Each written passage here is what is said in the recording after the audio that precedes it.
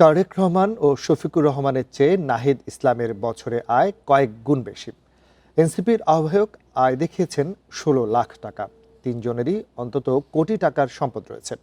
এদের মধ্যে তারেক রহমান পেশা দেখিয়েছেন রাজনীতি, শফিকুর রহমান চিকিৎসক আর নাহিদ ইসলাম পরামর্শক। ত্রয়োদশ সংসদ নির্বাচনে প্রার্থীদের হলফনামা থেকে এসব তথ্য পাওয়া গেছে। হলফনামায় ব্যক্তিগত তথ্য দিতে হয় সংসদ নির্বাচনের প্রার্থীদের, যার মধ্যে রয়েছে আয় ব্যয়ের হিসাব, সম্পদের বিবরণ ও শিক্ষাগত যোগ্যতা। এবারই প্রথম প্রার্থী হয়েছেন বিএনপির ভারপ্রাপ্ত চেয়ারম্যান তারেক রহমান। লড়ছেন ঢাকা ১৭ ও বগুড়া ৬ আসন থেকে। হলফনামায় তিনি বছরে আয় দেখিয়েছেন ৬,৭৬,৩৫৩ টাকা।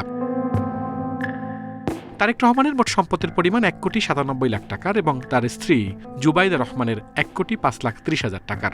তারেক রহমানের শিক্ষাগত যোগ্যতা এইচএসসি পাস, ৭৭টি মামলার তথ্যও দিয়েছেন তিনি। ঢাকা ১৫ আসন থেকে নির্বাচন করছেন জামায়াতের আমির শফিকুর রহমান। তার প্রায় ১.৫ কোটি টাকার সম্পদ রয়েছে, কোনো ঋণ নেই। বছরে আয় ৩,৬০,০০০ টাকা। ২৩০ জমি, একটি ডুপ্লেক্স বাড়ির মালিক তিনি, যার দাম দেখানো হয়েছে প্রায় ৩ কোটি টাকা, আর মামলা ৩৪টি। ঢাকা ১১ আসনের প্রার্থী হয়েছেন এনসিপির আহ্বায়ক নাহিদ ইসলাম। বছরে তার আয় ১৬,৫,১৫৮ টাকা এবং সম্পদ রয়েছে ৩২,১৬,১২২ টাকার। তিনি স্নাতক পাশ, পেশায় পরামর্শক। আনুমানিক ৩০ লাখ টাকার অস্থাবর সম্পত্তি দেখিয়েছেন নাহিদ ইসলাম, আর স্ত্রীর রয়েছে ১৫ লাখ টাকার সম্পদ। আল আমিন হোসেন, ইন্ডিপেন্ডেন্ট নিউজ, ঢাকা।